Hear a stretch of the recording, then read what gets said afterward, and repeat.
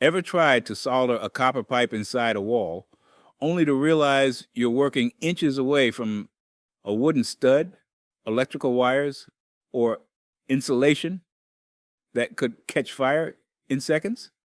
It's one of the most intimidating repairs for any homeowner. And honestly, it should be. But here's the thing. Once you understand the proper safety precautions and learn the technique that professional plumbers use, you can absolutely do this yourself and get a watertight joint every single time.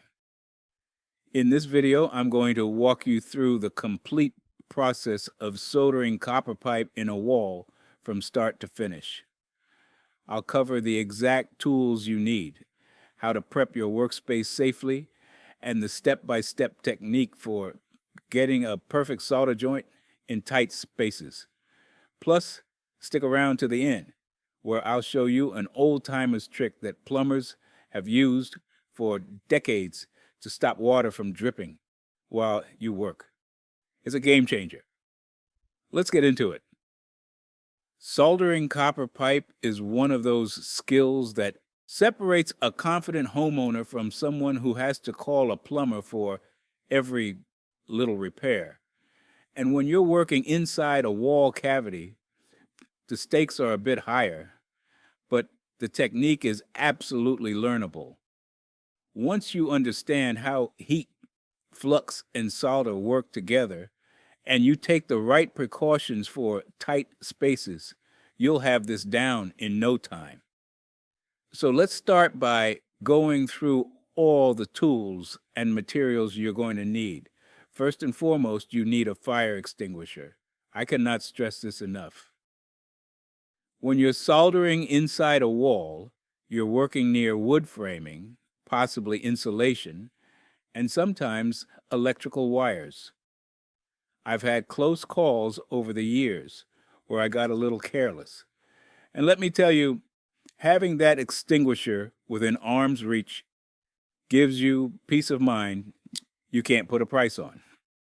Make sure it's charged and in good working condition before you start. Along with that, I always keep a bucket of water nearby. Here's why. When you shut off the main water valve to do a repair, you've just cut off your water supply in case of an emergency. So that bucket of water is your backup plan. Keep it right next to your work area. For safety gear, you'll need a good pair of safety glasses and some work gloves. You're dealing with an open flame, molten solder, and flux, which is actually an acid. You don't want any of that on your skin or in your eyes. Trust me on this one. Now let's talk about torches. For soldering in tight spots like inside a wall, I personally prefer a pencil torch over the bigger standard torches.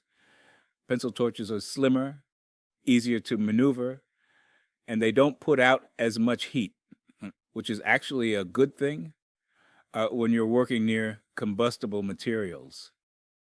If you're working with 1/2 inch or 3/4 inch copper, which covers most residential plumbing, a pencil torch has plenty of heat to get the job done.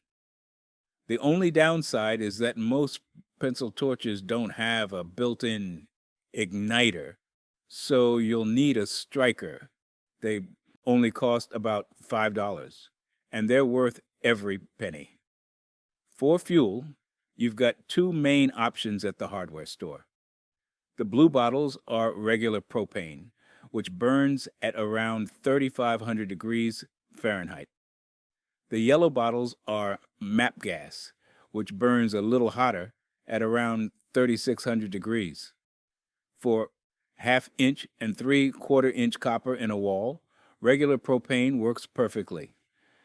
Save the MAP gas for bigger pipes or outdoor work where heat loss is a factor.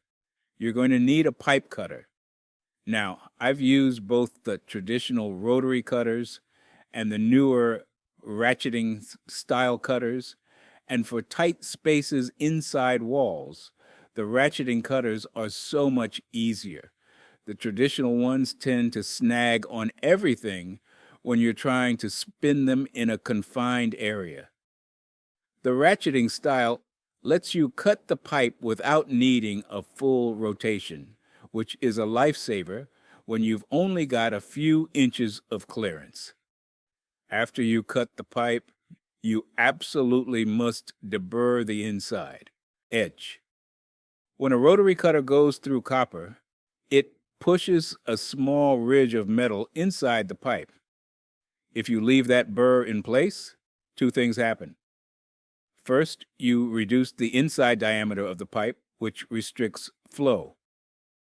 Second, and this is a big one, that little lip creates turbulence in the water flow, and over time that turbulence can erode a pinhole leak right through your pipe.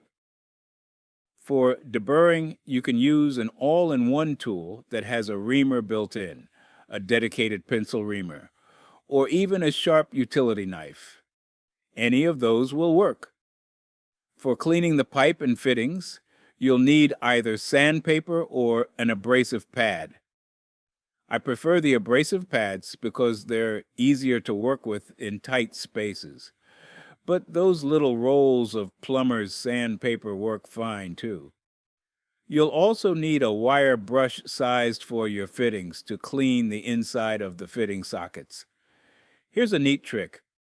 You can cut the tip off one of those wire brushes and chuck it into a drill to speed up the cleaning process. Now for flux. Soldering without flux is basically impossible. The flux keeps the copper from oxidizing when you heat it, which allows the solder to flow into the joint properly.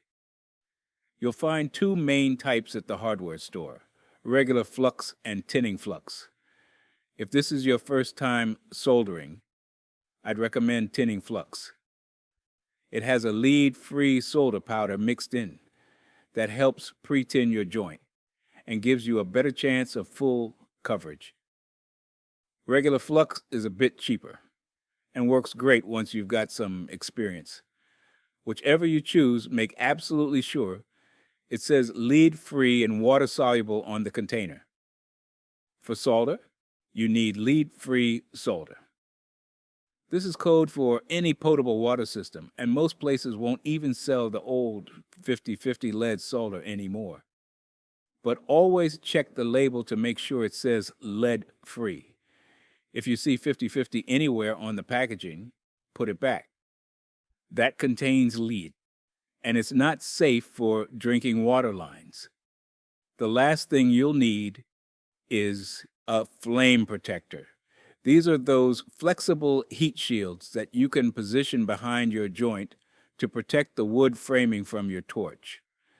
If you don't have one, a piece of thin sheet metal works, or even a wet rag. As long as the rag stays wet, it won't catch fire. I'll show you exactly how to position these when we get to the soldering step. All right, with all your tools and materials gathered, let's get to work. The very first thing you need to do before cutting into any pipe is shut off the water supply. If you're working on a single fixture that has its own shut-off valves, you can close those. But for most repairs inside a wall, you'll probably need to shut off the main valve to the house. Once the water is off, you need to relieve the pressure that's still in the lines. The easiest way to do this is to open a faucet at the lowest point in your house. If you're working in the basement, that might be a utility sink or an outdoor hose bib. Let it run until the water stops flowing. This drains the lines and makes sure you don't get a face full of water when you cut into the pipe. One more thing before you cut. Get your fire extinguisher positioned within arm's reach. Get your bucket of water nearby. And take a good look at what's inside that wall cavity. Look for electrical wires, insulation, or anything else that could be a fire hazard. Move what you can, and make a mental note of what you can't move so you can protect it with your flame shield when you start soldering. Now it's time to mark and cut your pipe. If you're adding a T fitting or replacing a section of pipe, hold your fitting up to the existing pipe and mark where your cuts need to be. Give yourself a little extra room to work with. It's always easier to work with slightly more space than to be jammed up against a fitting trying to get your torch in there. When you make your cut, keep the cutter perpendicular to the pipe so you get a nice square cut. If you're using a ratcheting cutter, just squeeze the handle and release, squeeze and release, working your way around the pipe. With a traditional rotary cutter, tighten it a quarter turn after each full rotation until you're through. Go slow and steady. Rushing this step just leads to a sloppy cut that's harder to clean and prep. Once the pipe is cut, there's probably still some water trapped inside. Here's a little trick I learned years ago. If you can't get a bucket or container underneath to catch the drips, grab some aluminum foil from the kitchen, shape it into a little trough, and use it to divert the water away from your work area and into a container. Works like a charm and keeps your workspace dry. If you're finding this helpful so far, take a second to subscribe so you don't miss future videos like this one. All right, let's keep moving. With the pipe cut, now comes the most important part of the whole process. And I mean that. 90% of getting a good solder joint comes down to proper preparation. If your pipe and fittings aren't cleaned and fluxed correctly, it doesn't matter how good your soldering technique is. You're going to have leaks. First, let's deburr that pipe. Look inside the cut-in, and you'll see that little ridge of copper I mentioned earlier. Take your reamer or utility knife and remove that burr completely. Run your finger around the inside edge when you're done. It should feel smooth with no lip catching your fingertip. Next, we need to clean the outside of the pipe where the fitting will slide on. Take your abrasive pad or sandpaper and work it around the last inch or so of pipe. You want to see bright, shiny copper when you're done. That dull, oxidized look needs to be completely gone. I usually go about an inch past where the fitting will sit, just to make sure I've got full coverage. Take your time here. If you can still see dull spots or discoloration, keep working. The solder needs clean copper to bond too. Now, clean the inside of your fitting sockets the same way. Your wire brush should fit snugly inside the fitting. Work it in and out with a twisting motion until the inside is bright and shiny. Every surface that's going to be part of the solder joint needs to be cleaned. If you're installing a T or an elbow, that means cleaning multiple sockets. Here's something important. Once you've cleaned a pipe or fitting, don't touch the clean surface with your bare fingers. The oils from your skin can interfere with the solder bond. Handle the pipe behind the clean area and handle fittings by their outside edges. Now it's time to apply your flux. Put on your gloves and safety glasses if you haven't already, because flux is an acid and you don't want it on your skin. Using the brush that comes in the flux container, apply a thin, even layer to the outside of the pipe where it will slide into the fitting. Then apply flux to the inside of the fitting socket. You want both mating surfaces coated. But here's a mistake I see beginners make all the time. They glob on way too much flux thinking more is better. It's not. You only need a thin layer. When you heat the joint, excess flux gets pushed inside the pipe. And if it sits there, that acid will eventually eat into the copper and cause problems down the road. A thin, even coating is all you need. With everything fluxed, slide your fitting onto the pipe and make sure the pipe is fully seated all the way into the fitting socket. Give it a little twist as you push it on to spread the flux evenly. Then take a clean rag and wipe off any excess flux that's squeezed out around the joint. You want the outside of the joint clean before you apply heat. Now, before you light that torch, let's set up your fire protection. Take your flame shield and position it between your joint and the wooden stud or any other combustible material. If you're using thumbtacks, pin it right to the stud so it stays in place. If you're using a wet rag instead, make sure it's thoroughly soaked and position it the same way. Keep it wet throughout the soldering process. This simple precaution has saved me from disaster more times than I can count. All right, here's where it all comes together. Light your torch and adjust it to a lower flame. In tight spots, I always use less heat than I would in an open area. You have more control and less risk of scorching the wood behind your work. There are 3 things you need to know for this part. First, what to heat. Second, how long to heat it. And third, how much solder to use. Let's start with what to heat. Most people make the mistake of heating only the fitting, but here's why that doesn't work well. There's a tiny gap between the pipe and the fitting, and that gap prevents heat from conducting efficiently from the fitting to the pipe. So I always start by heating the pipe first for a few seconds, then move to the fitting. This gets everything up to temperature evenly.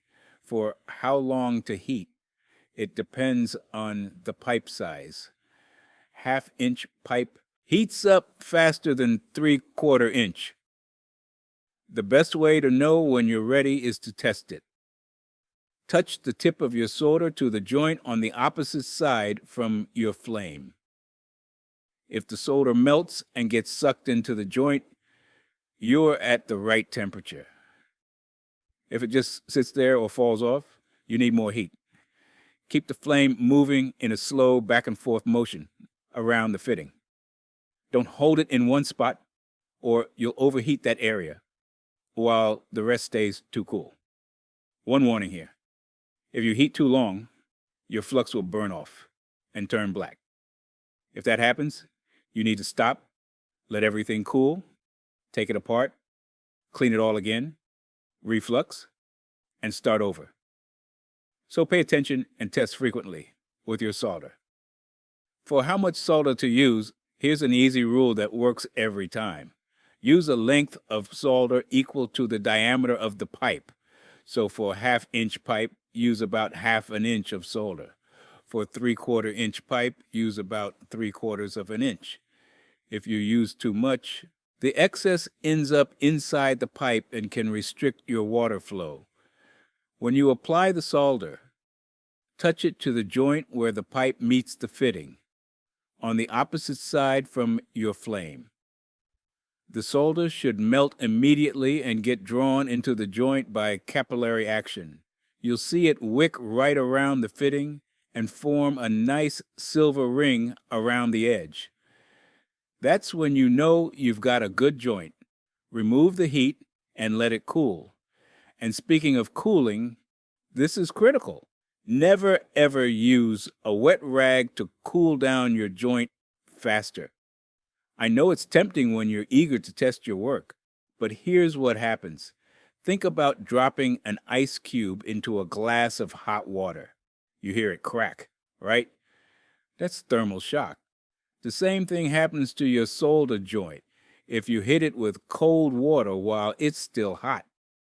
You'll get micro cracks in the solder that will leak. Always let the joint cool down naturally on its own. It only takes a few minutes. Once it's cooled to the touch, wipe off any remaining flux residue with a clean rag. Then it's time for the moment of truth. Turn your water supply back on slowly and check your joint for leaks. Look closely all the way around. A good joint will be completely dry with a smooth, shiny solar ring. Let's talk about what to do if things don't go perfectly. If you see a small drip or weep at the joint, here's the hard truth. You can't just add more solder to fix it. You need to unsolder the joint, take it apart, clean everything again, apply fresh flux, and resolder it. I know that's not what you want to hear, but trust me, trying to patch a bad joint never works long term. If your solder wouldn't flow into the joint at all, that usually means one of two things. Either your surfaces weren't clean enough, or your flux burned off before you applied the solder. The fix is the same. Take it apart, clean everything to bright copper, flux it properly, and try again with a little less heat. If you notice your flux turning black and crusty before you even get solder on there, your flame is too hot or you're heating too long. Back off on the heat and work a little faster next time. And if you accidentally scorch the wood framing behind your joint, don't panic. Let everything cool completely. Then inspect the wood carefully. Light scorching is usually just cosmetic, but if you see any smoldering or charring, douse it thoroughly with your bucket of water and make sure it's completely out before you leave the area. Now, for that bonus tip I promised you at the beginning. When you cut into an existing water line, there's almost always going to be some residual water that drips out, even after you've drained the system. That dripping water can make soldering really frustrating because it cools the joint and prevents the solder from flowing properly. Here's an old plumber's trick that's been around forever. Take a piece of plain white bread, tear off a small chunk, and roll it into a tight ball. Stuff that bread ball into the pipe as far as you can push it with your finger. It acts like a temporary dam and stops the water from dripping while you work. The best part? Once you turn the water back on, the bread just dissolves and flushes right out. It's one of those simple tricks that makes a huge difference when you're working in a wall with limited access and water that won't stop dripping.